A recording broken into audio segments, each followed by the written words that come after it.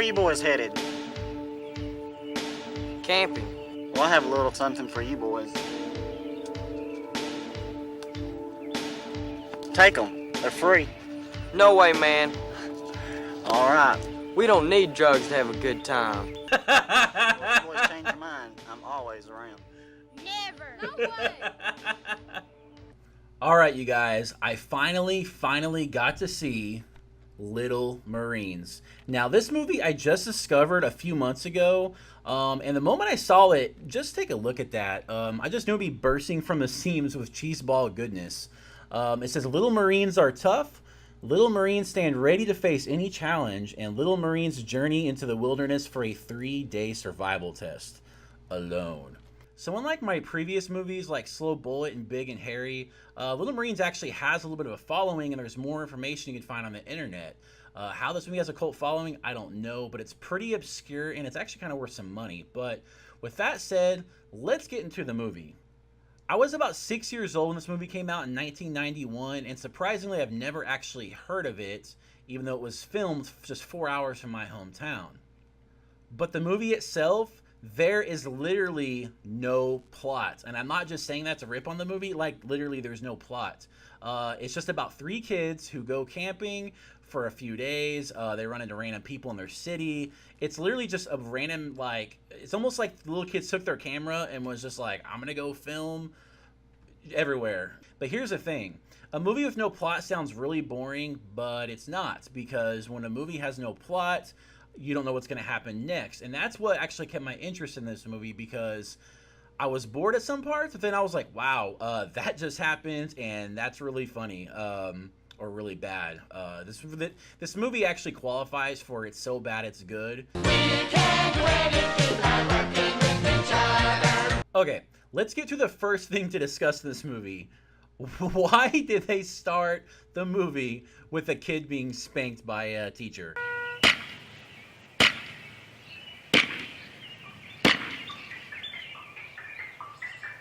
Have a good summer. Now, spanking in schools is, I think it's legal in some states. Back in the 90s, it probably was more. Where I grew up, it wasn't. I think a teacher actually got fired for spanking a kid in like 5th grade. Anyway, so when I saw this, I was like, why is this kid being spanked, and what does this have to do with the movie? And really, it doesn't have anything to do with the movie. But I was curious, why did the kid get spanked? What did he do to get in trouble? And then the next scene we see, kids fighting. And look how they're fighting. They are sumo wrestling. I don't know about you, but I never saw any kids sumo wrestle like that. So I'm thinking maybe the filmmaker said, hey, we're going to do a fight scene, and we don't want you to get hurt, so sumo wrestle because that's safe, right? Right. One of the things I relish most about this film are the sentimental, tacky, and corny moments sprinkled throughout the movie in random spots. Now, the first kid we meet is Noah, and he just got a new bike from his mom. Wow, a new bike! Which is actually quite convenient considering he needs it for camping that weekend. And then he has to give his mom the bad news about his grades.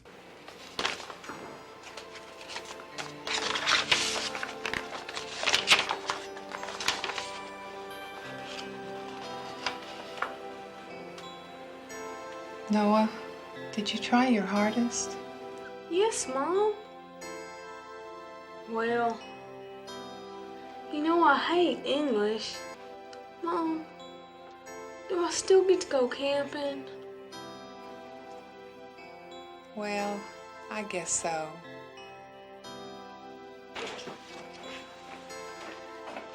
I love you, Mom. But it does not end there.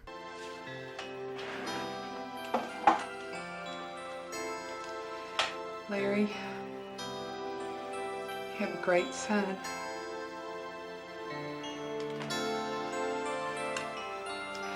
I miss you so much. This scene is both funny and sad at the same time, and it's hard not to laugh because the emotional aspect just seems so forced. We were just introduced to these characters, and the mom just holding the picture, and I don't know. I know it's sad and that's real life, that people die, but I mean, come on. So the next scene was apparently featured at the Found Footage Film Festival. I'm getting rid of you this summer. Do you understand?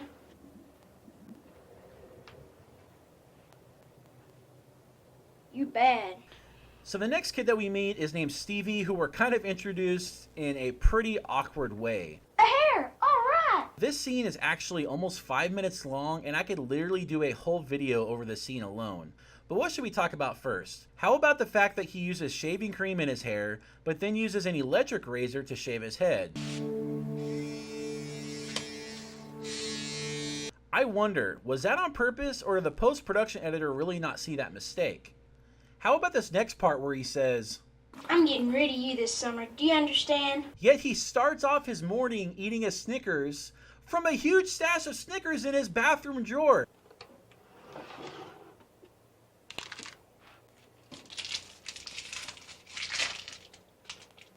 Who does that? I'm kind of known with my friends to sneak food in different places, but in your bathroom? Okay, so if he's got Snickers hidden in his bathroom drawer, where else would he have Snickers hidden at? And then this happens.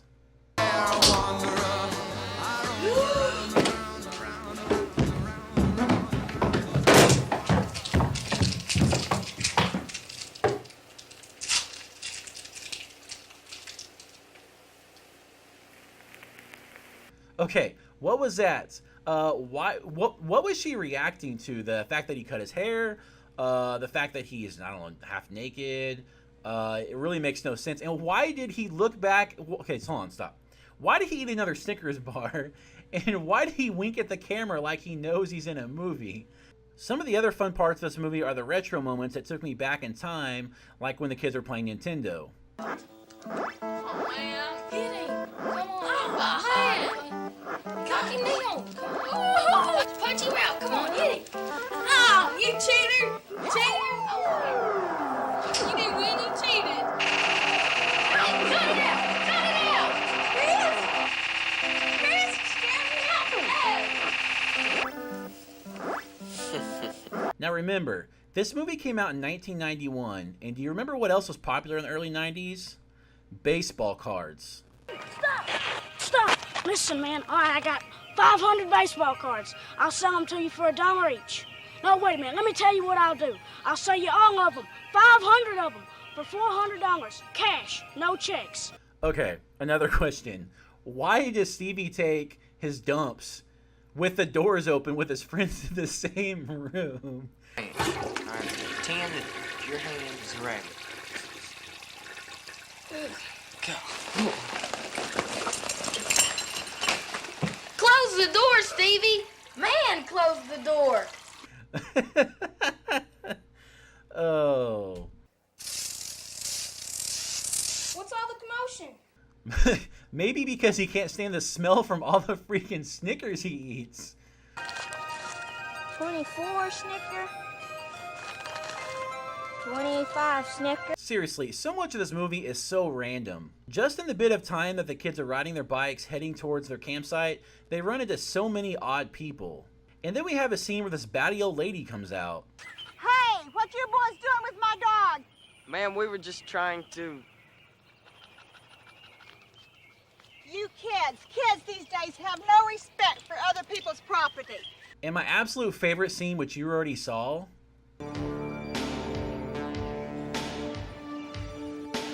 Where are you boys headed? camping. Well, I have a little something for you boys. Take them. They're free. No way, man. All right. We don't need drugs to have a good time. Well, if you boys change your mind, I'm always around.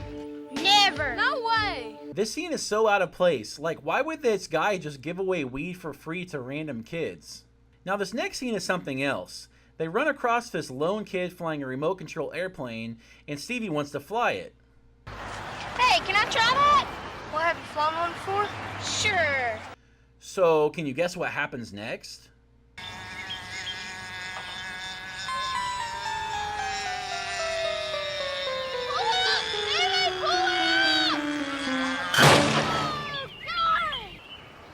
That'd be $40 you owe me. 5, 10, 15, 20, 25, 30, 35, 40. The sad scenes aren't over as we get another sappy scene where the kids are looking over the grave of their recently deceased friend. Matt, Matt, I miss you so much. I'm sorry I didn't come to your funeral. Listen, I'm gonna die. I know that for sure. But don't cry over me when I'm gone. When I'm looking down from heaven and you're thinking about me, there better be a smile on that face. I'm sorry, but some of this, oh, it's bad. I'm sorry. Cancer and death is never funny. Am I going to tell them? No, I'm not going to tell them. I don't see the point of that. As a doctor, you would not tell a patient if they had cancer. So in this next scene is probably again the fault of the editor, but the kids are on the side of the road and Stevie has to go to the bathroom again. And as you can see here, he's running to the forest. But next time we see him, he's randomly biking away from his semi-truck on the road back to his friends. What the heck? How did he go from there to there or whatever? It's just bad editing. And I'll have you guys know, sometimes it pays to be fat.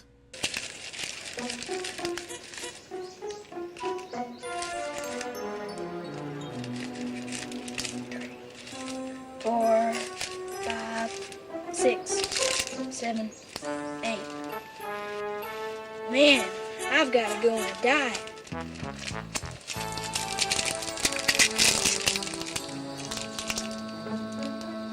Tomorrow. Next, while the kids are sitting by the campfire, we are rewarded with another scene of mushy nostalgia with the kids reminiscing of a time from the past. Remember the school program last year? Man, Matt stole the show.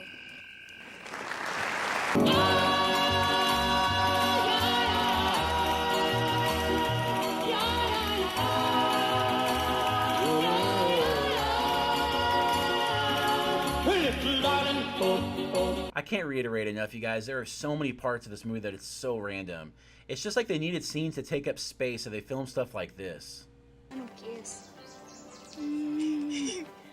Hi, Stevie.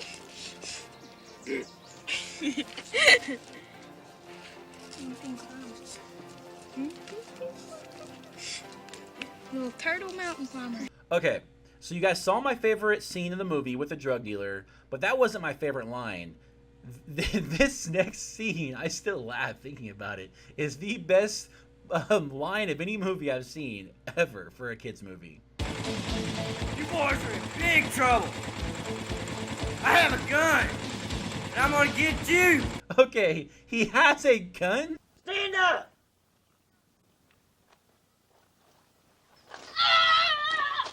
Halt! Put your hands up. What are you gonna do? Her!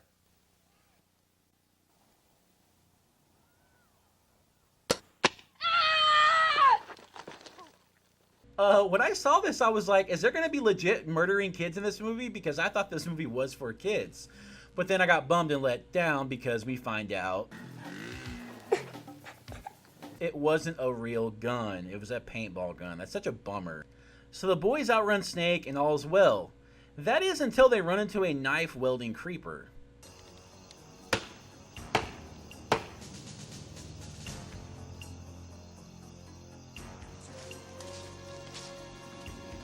Run, Stevie, run! Ah!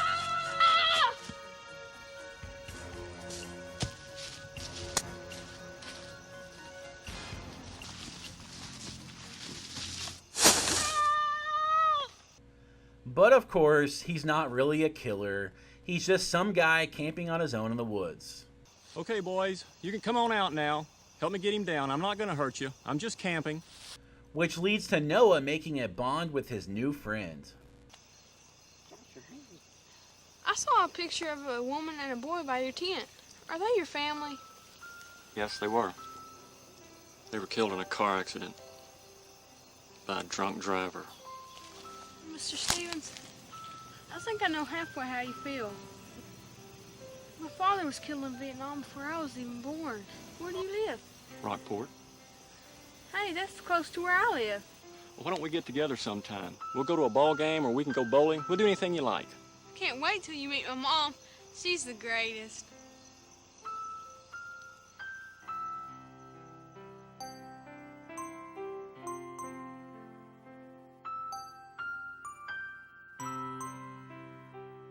And then we learn out of nowhere, Noah has his own family issues as well. How many times has your dad taken you hunting or fishing? How many? A lot. What are you getting at? My dad has never taken me hunting or fishing. I've asked him hundreds of times. He's always busy with his business. I'd rather be poor and have a dad that does things with me. My mom tries, but it's not the same. My dad has never even told me he loved me. Not even once. Alright guys, there you have it. That's Little Marines. Not the most atrocious movie, but it's definitely not good either. But what's the most important thing to learn today? They made a freaking sequel with the same people.